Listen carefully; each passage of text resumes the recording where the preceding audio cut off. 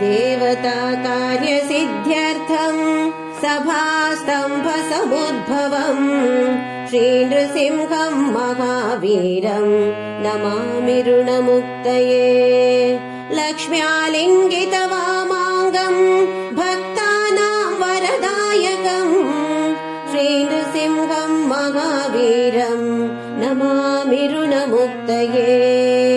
आन्त्रमालाधरम् शङ्ख चक्राब्जायुधधारिणम् श्रीनृसिंहम् महावीरम् नमामि ऋणमुक्तये। स्मरणात् सर्वपापघ्नम् कद्रूजविषनाशनम् श्रीनृसिंहम् महावीरम् नमामि ऋणमुक्तये। सिंहनादेन महता दिग्धन्ति भयनाशनम् श्रीनृसिंहम् महावीरम् नमामि ऋणमुक्तये।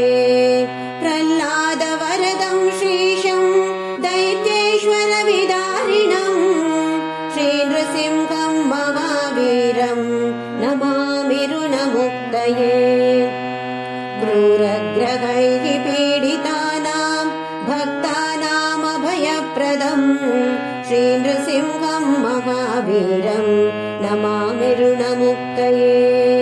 वेदवेदान्तयज्ञेशम् ब्रह्मरुद्रादिवन्दितम् श्रीनृसिंहम् महावीरम् नमामि ऋणमुक्तये।